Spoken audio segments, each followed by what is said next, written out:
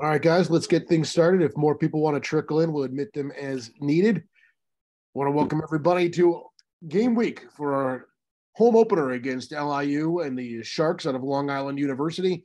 We've got Coach Sean Lewis here to talk about that upcoming home event as well as the game against Oklahoma. So, Coach, just talk a little bit about getting home, seeing the kids, and finally getting some home cooking here in Kent as we get ready to open up Dick Stadium.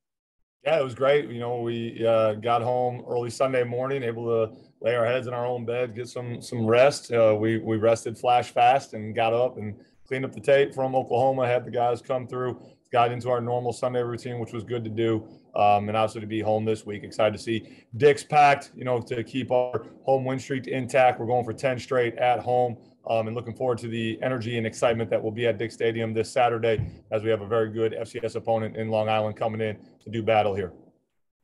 Well, let's open it up to first round of questioning. Let's start with our man at the record, Courier, and Alan Moff. Alan, any questions for Coach from Saturday? You're looking forward to the Sharks?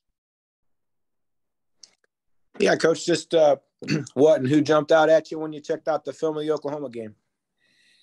Yeah, I mean, I thought holistically our defense did a really nice job, as we alluded to, stopping the run. The guys up front, we were very gap sound. The second level players, Marvin Pierre, flash, Caleb Johns, flash, Juan Wallace, flash, and Nico coming down from the third level did a great job, stopping the run. I was really pleased with the way that Marcellus Marshall played up front, was really pleased with the way that Sam Allen played up front. And Coop did a great job, ran hard, had tough yards, didn't have the overall total production, that I know that he wants, that he's accustomed to, but I thought he did a great job running in between the tackles. A little more about the run defense again, a pretty popular topic, obviously, but, and I know you saw some things before the season started. You're very encouraged based on personnel, some things you switched up. Obviously, you never know what's going to happen. And you guys have gotten obviously some really, really stiff challenges. What have you been able to do maybe in these first couple of games that you haven't been able to do in the past to really get that going? Yeah, I mean, I think there's just an overall commitment to the techniques, to the scheme, and to having the self-discipline that our guys are playing with up front. They're very confident in the system that Coach Johnson has brought in. They've seen real evidence through the whole spring practices, all the way through training camp, and now to the first couple of weeks, that when we do the right things the right way, there's going to be good results. And that doesn't always mean that it's easy, but you got to do your jobs. You got to do your responsibilities. And we've seen, the good and the bad of that, through these first 2 weeks, but there's been a heck of a lot more good, and to hold an opponent like Oklahoma to, under 10 yards rushing in the first half, it's a really big accomplishment that we can take confidence from, a good lesson that we can learn, that when we have our hats in the right places and we're gapped out and we leverage the ball and we relentlessly pursue the ball. I thought there was some real violent tackles of our guys getting, some really dynamic playmakers to the ground that we need to take confidence from and build off of. Kind of jumping ahead real quick and probably jump back, but anyway, just, the challenge that you just faced, and then you got this one coming up. How do you switch those gears? I mean, obviously these guys are good. They're going to be able to do some things. But you're not facing a team that's nationally ranked and that type of thing. Just kind of talk about keeping this momentum, coming into the next challenge, which is difficult in its own ways, I guess. Yeah, I mean, again, outside our building, we don't think about who the opponent is, right? Like you have to have that knowledge. You have to get that information of who you're playing. But ultimately, the real strength and the true power and the true wisdom is to know yourself and to know what you stand for, right? And what our standard is. So it doesn't matter if it was Oklahoma last week, that it's Long Island this week, and it happens to be Georgia the next week. And then after that, we get into MAC play. Like, each week is its own unique set of challenges that we're going to study our opponent. And we're going to have respect for them. And we better hold, this opponent and this process of winning in high regard. We need to do that. But we're going to do that because that's what our standard of expectation is in our Kent State football family. And we're going to put those standards on ourselves, and we're going to know ourselves and know that that's our standard, and we're going to do it that way. And again, that's the right thing to do. So let's do the right thing, because we only get a few of these opportunities every single year, right? We get 12 and we're down to 10. And so we need to do the things that, lead to winning, and not be obsessed with winning, but the process of winning, of doing the right thing, no matter who the opponent is, no matter where you're at, no matter what the circumstance is. We got to go and do that work. We got to clock in here. Coach, talk about Colin a little bit more in his play, kind of a little more in depth, maybe, of, as the person who calling the shots yourself and knowing what the quarterback has to do in this system, and what he's been able to do in these first 2 games against some really high-level competition. I thought he's done an unbelievable job of, not getting too high, not getting too low. He's been very even keel with everything that's been going on, with the problems that he's been seeing. We've seen some unique looks. We've seen some talented kids. We're getting guys settled in, and he's getting settled in to the flow and the rhythm of the game. So he's done an unbelievable job staying even keeled. He's done a really nice job making good decisions, right? There was dramatic improvement there from the decision making and where we put the ball and how we valued the football, from week 1 to week 2, and his ability to extend plays, right? Like he thrives when he's off script and when he's outside the pocket. And that's something that, we need to build upon, and we need to highlight that skill set as we continue to move forward. How'd you come out of the last one health-wise? We're good. Nothing too crazy. I mean, general bumps and bruises and everything. You got a couple guys that'll see the doc today, but I don't foresee anything too crazy. I noticed Capone wasn't able to play. What's his status? His day-to-day. There's just something from the Washington game that thought he was going to be able to good to go and just wasn't right come pregame warm-up. So, there's no need to push it early. Okay. Well, just talk, real quick, just touch on, a fear, at least from the outside, is that when you play those 2 games that you just did to start the year and health concerns and how you're going to come out. And obviously you come out of this overall really well. Just talk about that a little bit. Yeah, I mean, again, it's a testament to the work that the kids have put in year round. We got a saying in our strength department and with our strength and conditioning crew that we tell our guys that, stronger people are generally more useful and harder to kill. So let's go get strong, right? And we're able to do some more things as we go forward with everything. So, our guys are able to do those things and be able to withstand the battles that we know that we're going to face.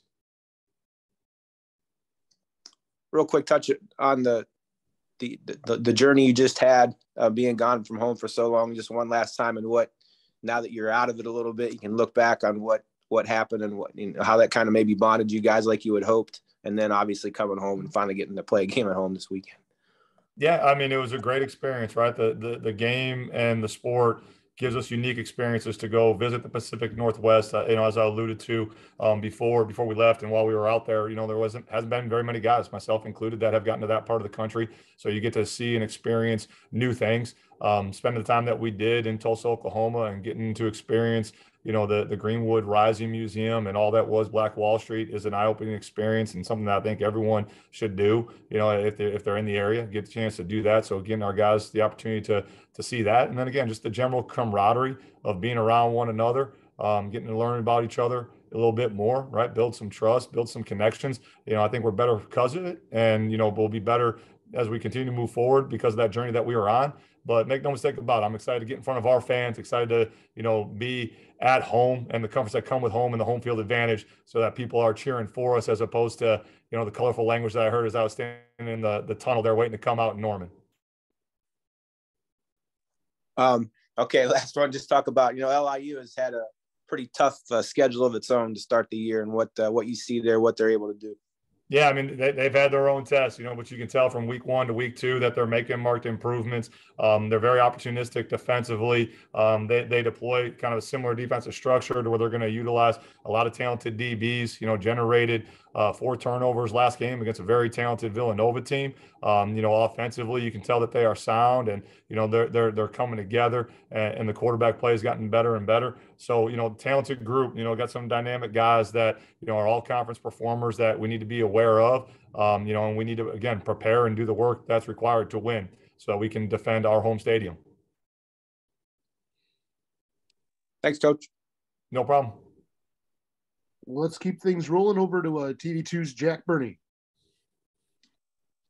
Hey, Coach. It was mentioned a little bit earlier, but I thought the first half on Saturday, the defense did really good, like you said, holding Oklahoma, a top 10 team in the country, to only 10 rushing yards. Just looking back on it after watching that film, just what do you think the defense, Coach Johnson, can take away from that performance and carry it into Saturday and the following games?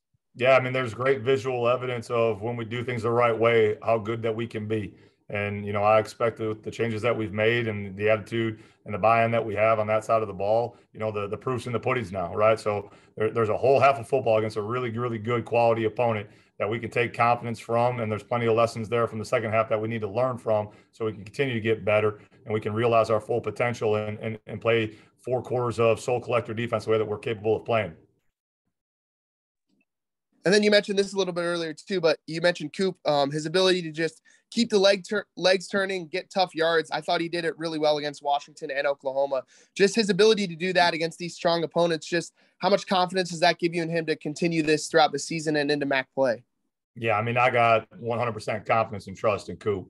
He's been around now, even though he's still young when you look at his age on the roster and everything. But shoot, he's been here now. We're in our third season together, and pound for pound, he's one of the strongest kids that we got. And you can't measure his heart and his ability to make people miss, and his fight and his competitive nature. I mean, he wants the ball every single play, and that's exactly how I want our skill guys and everyone to be, as that competitive nature. He believes that hey, we got our best chance to win if he's getting his touches.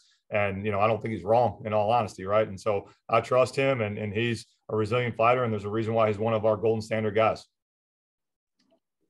And you mentioned the chance to extend the home winning streak to, I think you said 10 games. I think it dates back all the way to 19, that Buffalo game. Is that something you guys talk about in the locker room and take a lot of pride in? Yeah, I mean, we just talk about as we continue to build this thing day in and day out and put the work in that's required to win, that good teams, they defend their home turf, right? And we get a limited number of opportunities, usually only 5 of them a year, to put on in Northeast Ohio in front of our fans. And we need to go out and have pride in our program and pride in our community and defend our home turf. Thanks, Coach. Absolutely. Missed you on Saturday night, Jack. I miss you too. Glad to be back. Well, let's keep things rolling with the voice of the Golden Flashes and Rob Polinsky. Rob, any questions for Coach heading into this week? Yes, thanks, Dan. Coach, was wondering, the first 2 weeks, you've done really, really well on third down offensively. At Washington, I believe it was 10 of 17. Last week, 6 of 16. So you're almost at 50%. What are you doing on third down? And you made some big-time plays on third down at Oklahoma. What do you think you're doing on third down to convert as well as you have the first 2 weeks? Yeah, I mean, I appreciate the compliment, Rob, but to our standard, that second half performance and the overall deal at Oklahoma is not to our level, right? We were 6 of 11 in the first half, and we didn't generate another third down in the second half. And obviously that led to, the outcome and the result that it was. So the fact that we're below 50% is not where we want to be. We want to be over 50%. The reason that we've been able to have some success is that I think we're doing a good job deploying our most dynamic playmakers in positions where they can be successful and giving them a chance to execute and make the plays. Like I can't take credit for Colin scrambling around and finding Coop down the sideline for a 20-yard gain on third down. Like that's those kids playing and making plays. And really, that's what game day is all about, right? We're going to put them in the best position to be successful. But sometimes things break down and players go make plays. And we're fortunate to have some really, really talented players. And so we got to do a good job as a staff, continuing to put them in good positions so that they can go have that ability to make those plays and do those things so we can convert those first downs. Coach, up front defensively, you got some pressure on their quarterback early, got a couple of sacks. Can you speak to that? Why were you so much better doing that against Oklahoma as opposed to a week ago? Yeah, again, I think a lot of it is we're figuring out our pieces. You got a good idea of who people are going to be, but, as you get into it and the way that guys have developed and where you want to deploy them and how do you want to utilize them. And again, the timing of how you're able to maybe key up some pressures in different situations so that you can get some people home, and again, each week as we continue to get a feel for who does what best and how we can deploy their skill set, given the situation, that's going to give us the best position to be successful. And our kids were able to capitalize on those moments and get home to the quarterback and finish when they got there against a pretty talented kid. Coach, one of your younger guys that's gotten some time the last couple of weeks, Gavin Garcia. Can you talk about him a little bit? And he looks like he's, gives you a lot when he comes in. I know it's late in games, but is he a young guy going forward that is maybe earning some more time and proving that you guys can count on him a little bit? Yeah, absolutely.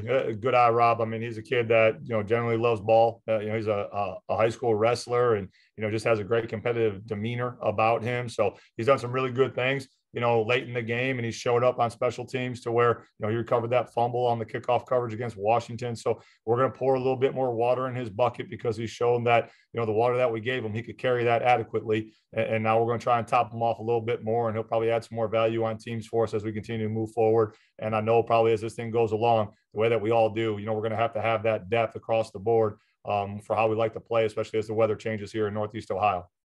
And then my last one was just, what does it mean to have two guys named Player of the Week from the conference? Today they gave Caleb Johns the Defensive Player of the Week and Josh Smith, your fine punter, the Special Teams Player of the Week, not only to get that recognition, but to do it against who you did it against. Yeah, I mean, again, I think it's a testament and it shows the hard work that both those kids have put in, right? We were talking on this call, not too long ago about how Caleb being healthy and him being able to flash because he's been able to put in the work, all off season. And for a guy like Josh to literally come across the world for his passion so that he can showcase his ability, it's great. It's a testament, and hopefully, it adds some fuel to them, and it's an energy source for them and for our program that when you work really, really hard, good things happen. And usually when you're a part of a good team, individual recognition comes with that. So it's cool to see. Thanks, Coach. Yes, sir.